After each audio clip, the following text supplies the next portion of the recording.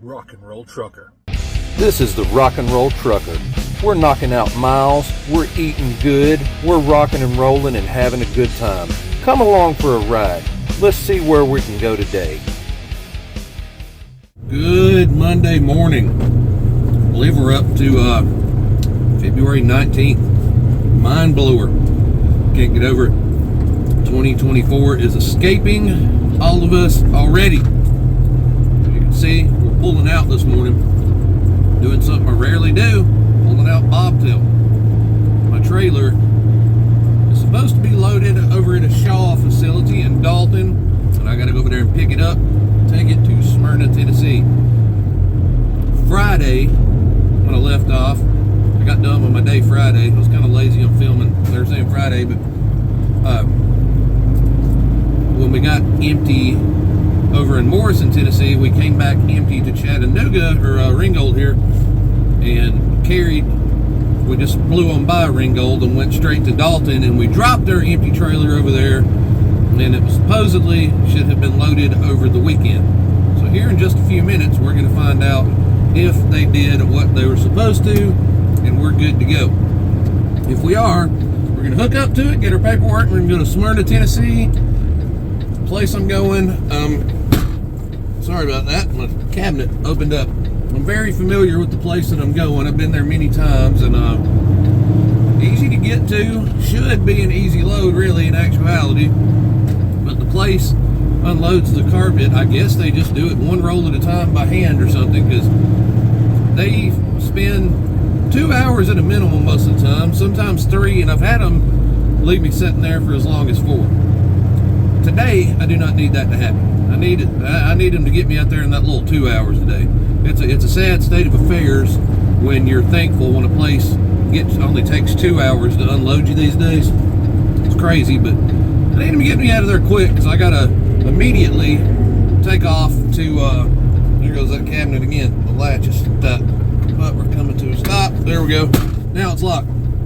But we're gonna immediately bounce over empty to Lawrenceburg, Tennessee. And we've got a good load that's going to go, one of the good Charleston, South Carolina loads that we get a lot. And those are good. Everybody likes those. And that's what I'll be grabbing.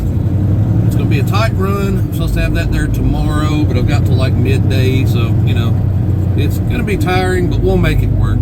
We'll make it work. We've made it work every other time. It's going to kind of interrupt what we can do for the rest of the day on tomorrow, but pretty reasonable rate going in on that load, so, you know, got a pretty good overall revenue on that. So it's a good start to the week. If we get followed up with anything like pretty good, we'll have a pretty decent week kind of locked up. They have some round trips that come out of there sometime, where you pick up in Lawrenceburg and you take it to Charleston, they unload you, and then reload you right there on the exact same dock for a return. And in a perfect world, that's what we get. Golly, this truck hesitated. Man, it hesitated. I didn't think it was going. I had all the room in the world to get across through that green light right there until it counted. Man, I need to get you together, truck, this morning. But yeah, that would be a lovely, lovely, lovely thing if we ended up with that round tripper coming right back to Lawrenceburg. We'd be sitting pretty with that. The other option, a lot of times, sometimes we'll deadhead from Charleston over to Savannah, grab our dedicated stuff out of there, and those are all pretty reasonably decent trips coming out of there. So I'd like to save the deadhead and just reload in Charleston. That'd be great, but if not, you know, at least I know it'll be a pretty serviceable load coming out of Savannah there, you know. And some of those lead to other places that get us other good loads, you know, to follow up with. So I don't know how it's going to go. I just know I got a long, busy day ahead of me. I'm ready to be done already. Didn't feel like coming out here today, but we got to make that money. Capitalism is alive and well. Everybody people want their rent money, people want their, you know, electric bill money, everybody wants their piece of the pie, and us, the American workers, it's on our backs to keep this country going out here. I got to keep bringing stuff to you guys so you can live and so I can get a paycheck. You know, Lord knows, got to let Uncle Sam have their cut, right? Yeah. Well, sun's shining in my eyes. It looks like I got a black mask over the top half of my face here. Looks kind of silly, so I'm not going to keep on talking here. I'm going to get off, get some driving done, catch back up with you guys when we get up here somewhere around Lawrenceburg. Y'all be good until then, and I'll be back, hopefully, without this shadow on my face. See y'all in a little. Hello, hello, hello. We're back. We're pulling out of our delivery here. As usual, they took way too long. I didn't even, it was at least a couple of hours there. Kind of lost track of it, but I don't understand that place. That wasn't even a full load. Wasn't even a full load. Here's what it is. We're pulling out though. We're on the way. We're about to boogie off to Lawrenceburg, Tennessee. We need to get there as quickly as we possibly can and get this dropped and hooked. It's almost always drop and hook. I'm hoping it is this time too, but usually is. We'll see. Then we just got to start pointing towards Charleston for tomorrow. We'll have to get some fuel. We'll get some fuel while we're there in Lawrenceburg. We already got a little bit today, but we were just getting enough to get this one done. We're going to fuel up on the other trip, under the other trip there. So we got the rest of our day and most of our day tomorrow figured out. We know what we'll be doing, and we just got to go get it done. This trip to Lawrenceburg should be fairly easy. This left turn I'm about to make here without a light will probably be the most difficult portion of it. We got to work our way back over here to 840. Run 840 down to 65. Not a problem, but this left turn right here has a tendency to be a problem. It's hard to get in here sometimes, and it's hard to get back out, and I should probably just went around the block and did something else, but I didn't, and that's on me. But look here, we're gonna make this work. We slipped right in. Alright. My little PACCAR, the good here, it's pretty good once you get it going, but man, the first couple of gears, this thing is not like geared in a manner that is conducive to getting taken off at a quick pace. And I don't even, it's not even so much the gearing, it's this, yeah, I'm not a real trucker, I've got an auto ship, I'm a freaking steering wheel holder. All you super truckers will say, shut up, for one. But this is a 2016 truck, and the auto shifts on the Kenworths, I think they've gotten them a little more refined out the last couple of years in the newer T680s and all the other PACCAR stuff. That particular one that they use, that's the most common, and it's just kind of unrefined and it just, I don't know, it's not the smoothest, quickest shifting thing. Like I can shift the 10-speed, manually and get up to speed in a way more rapid manner than what this thing does. It's pretty good most of the time, except for then. The first like 2 to 3 gears taking off, it just seems to get stuck on stupid a lot. It gets confused, and I don't know. I had to, a few years back when I was hauling trash, when I was running local for Atomic Transport, hauling the trailer truck loads of trash to the landfills from the Chattanooga transfer station there. I was in a T680 day cab. There was at a T6, but it wasn't it was one of the day cab model Kenworths. Had the same PACCAR motor under the hood, had the same auto shift 10-speed in it. That was a little bit newer truck at the time. It was right around the same year as this truck, but it was a little closer to being new at the time. But same story, just real unrefined, real unpredictable on how it was going to shift sometimes and everything. So I'm glad that they have later on in the models have, from what I understand, have figured it out a little bit better. But it can be a little frustrating when you need to get taken off from a red light or something in a hurry.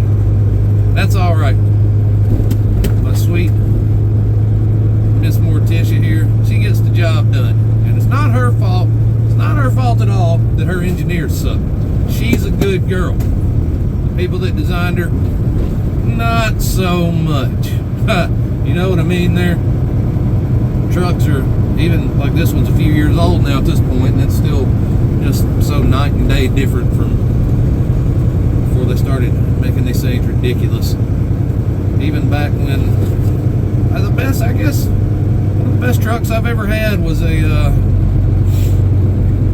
International with a big Cummins in it. It was that was an early 2000s truck. It was a good old truck. They still were, you know, that was around the time they started adding on all this crap to these things. But that one was manual 10-speed. You know, just loved that truck. Big old sleeper on it. Enjoyed it. And then the other best trucks I've had have had the 60 series Detroits in them. That's just a tried and true motor. Good old basic 10-speed in there with a 60 series Detroit. Yeah, reliable. You know what they're gonna do almost every time, every single time. Yeah, they're just predictable, reliable, plenty enough power. Yeah. But I like my Miss Morticia here. She's comfy. We've had a few issues, some more severe than others, but we're still going. Yeah, I like it. Even if our engineers suck designing the transmission. But I'll quit rambling on about that. All you super truckers get in the comments and tell me what an awful steering wheel holder I am because I'm driving an auto shift, and real truckers wouldn't have no things in their ears or have a ring in their nose. Somebody's always got it, every couple of videos, somebody's got to say something about them stupid things in your ears. They're stupid. I don't care, people. I don't know why anybody else's appearance like that is of any bother to you, unless it just really hurts your pride that people that you think look ridiculous can do the same job with you as you and can replace you any day. Yeah, maybe that hurts the pride a little bit for some of y'all. I don't know, but y'all go ahead and do what you got to do. I don't care. Don't care. Say it as many times as you want in the comments. Helps the algorithm. I like it. You think it's hurting my feelings? It actually helps me. So do what you got to do. I'll see all the rest of you that don't suck here a little later on further down the road. Y'all be good until then. Good morning, drivers. I don't know who needs to hear this. Well, actually, I know a whole bunch of you that need to hear this. I already saw it this morning. Been seeing it a lot lately. But we do not need to be driving down the road like this with that curtain half pulled across your driver's side window. This is not how we drive. This is not good. Not what we need to be doing. You also don't need to have your left foot kicked up on the dashboard or hanging out the window. These things are not things you need to be doing. No. A lot of you need to hear this. A lot of you are doing it. A lot of you need to stop doing it. Can we quit doing that, please? Please. We'd all feel a lot safer if you had full visibility and you had all of your limbs that are attached to you available to do your job down there, you know? I know most of you are driving automatic transmissions. A lot of us are, most of us are, but you still don't need to have your foot up on the dash, even if you don't have a clutch. It's going to change your reaction times. It's going to change your ability to maneuver in a situation easily. This halfway across your window, no bueno. You can't see what's hanging out beside you. I know you got your little mirrors, but there's blind spots and everything. We're driving giant commercial vehicles. We need to be able to see everything that's going on around us to the best of our ability. Stop it. Quit it. We don't like that. We don't need that to be that way. That is all. You may go now. Hey there, everybody. Back on the road here. A little bit later than I wanted to be. Took a little while to get over to Lawrenceburg, and then we got there, and they ended up live loading me instead of being a drop and hook, which is not an issue because once they finally loaded it, it was really, really quick, and the load only weighs 5,000 pounds this time. So that's not too bad. But I got there our other drivers is there. The guy that's on the dedicated run on that, he does it every week and has for years. And he started chatting it up with me, and I was going to have to back in the door and get loaded up. And before I could get in there, an LTL driver came in and got in the door, and it took a few minutes to get things going. And then I finally got in the door, and they weren't quite ready to throw it on the trailer. So all in all, I ended up spending close to, probably 45 minutes to an hour total there, when I was hoping it'd be a quick in and out drop and hook, and it'd be further down the road right now. But it's all right. We're cutting across on Highway 31 right now, getting close to jumping back off onto I-65 South. Should be right up here. Coming around this way, it gets us below the scale house, the Tennessee I-65 scale house and everything, so we don't have to pass through it. And pretty good little route here, and we'll head south till we hit Birmingham, and we'll jump off of 65 on the 20 east and proceed towards Atlanta, and then proceed towards Charleston. But we'll have to finish that up tomorrow, because we're not going to make it tonight, because people have chewed up so many of our hours waiting to get unloaded and loaded. This seems to be the quickest route. It's a handful of miles shorter if you go back up and go through Chattanooga and into Atlanta that way and everything. But the way it was timing, I would have ended up hitting. Well, I don't know. By the time I got there, I would probably miss the evening traffic in Chattanooga. So I don't know, but it's a lot more. Be a slower trip. It's a longer mileage-wise trip going this way, but it's almost the exact same time or less. So I mean, it's just a quicker route, even if it's slightly longer. So we'll live with a couple of extra miles and eat that for the sake of getting there in a more relaxed and more timely manner. Yes. Here we are. We're jumping on 65 right here. Back on the highway. Don't have to worry about stopping at the scale house. Good to go. That's the way we like it. It's a good situation. Whataburger, exit 351, says they got truck parking. Is this true? Is this true? Because I am about due some dinner time now. I've made a video about how overrated Whataburger is. That's in comparison to people thinking it's better than In-N-Out Burger and stuff like that, which is wrong. It's more comparable to Sonic in my book, and I do enjoy Sonic. So I don't mind Whataburger, but it's drastically overrated. People try and act like it's the greatest thing. You tell somebody from Texas Whataburger's overrated, you're just about getting the fight of it. They will defend that like it's their honor at stake. But it's okay. It's good. I think they've got a little pricey too. But I'm hungry. Not gonna be able to stop for a few hours now. I'm not gonna be able to call it quits for the evening and make dinner or anything like that for a few hours. So you need to make most of our time, and if that means a quick run into Whataburger, well, so be it. We'll test that theory and see if there's any truck parking up here. How far is exit 351 from where I'm at? Let me see.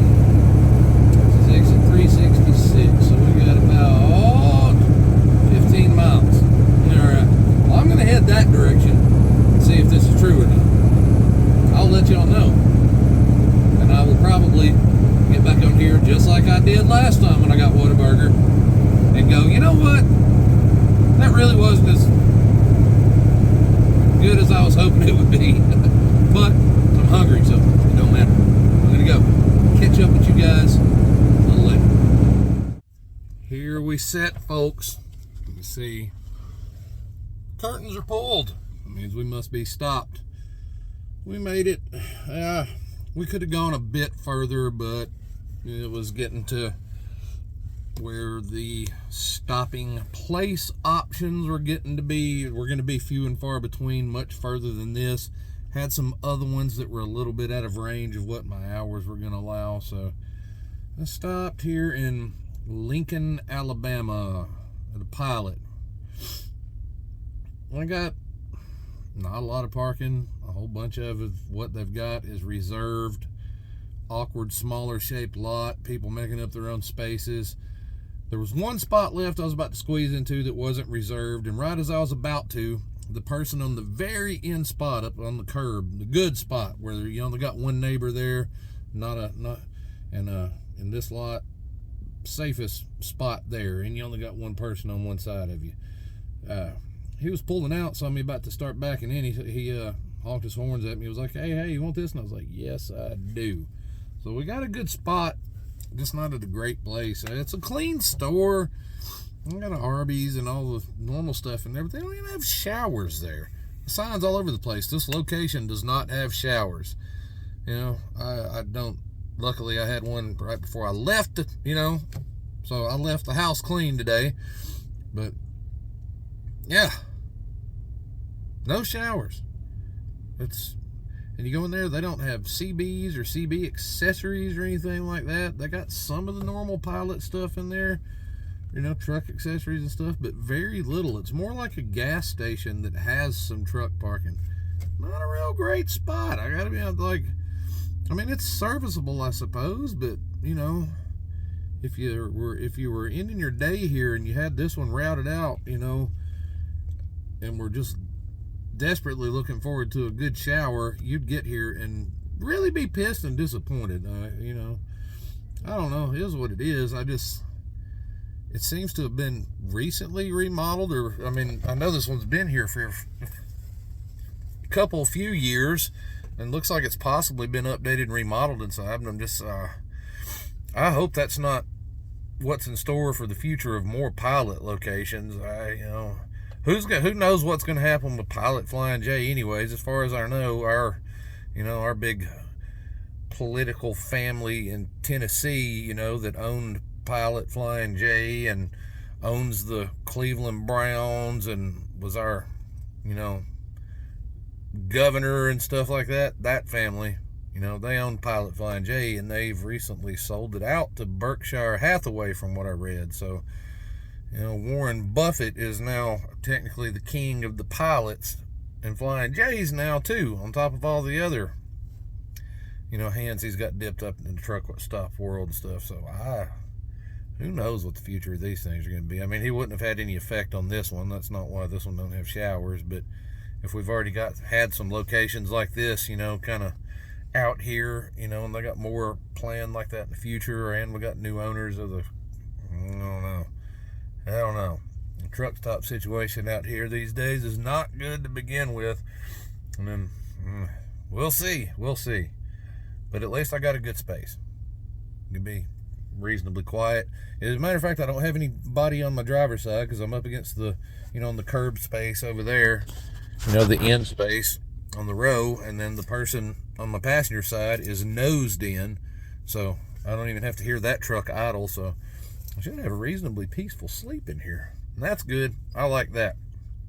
Not much exciting to tell. All the time that it took to get live loaded today, and the 3 hours it took them over there to live unload me this morning, severely hampered my progress today.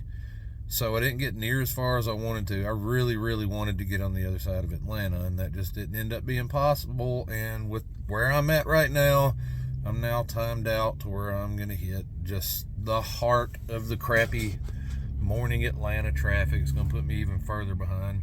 I'm listed to be at that place by noon tomorrow. That's not going to happen. It's probably going to be 1, 2 o'clock at best, if I had to guess, which is fine. I think they're kind of a first come, first serve, and, got pretty broad hours there. But, that's going to burn up even more of my day, on figuring out whatever my next load is going to be. So, not as productive of a day as I had liked. It makes me just want to go to sleep. And I'm doing that real shortly. After I edit this video, I believe I'm done. I'm not going to talk about any music today. I really didn't listen to any. Hardly listened to any. I listened to a couple of songs, listened to like some music podcasts and stuff, but didn't really listen to any music. So the Rock and Roll Trucker is not very rock and roll today. I know, that sucks. It's stupid. If any of you even care, I don't know. But I'm basically just going to close it out and say bye-bye for now. I'm pretty much over it for the day. And I'm not looking forward to tomorrow. Got a long way to go, and I got to all paths lead through rush hour Atlanta. If any of y'all have kept up with my videos, y'all know my history with and hatred for going through and around Atlanta. So just gotta hope their coffee here is good and fresh in the morning. So I'm gonna need it to keep myself motivated. You can see I'm yawning. And with that, I'm gonna bid y'all a farewell.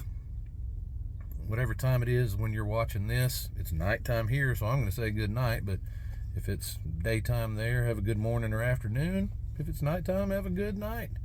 If you get a chance, be nice to somebody, spread good vibes, ask somebody how they're doing, give them a smile, tell them they're awesome, do something, anything you can think of to spread a little bit of positivity in this world. It's dreadfully needed. It's dreadfully needed these days. Well, that said, I'm out of here for now. I'll see y'all on the next one. Good night from here.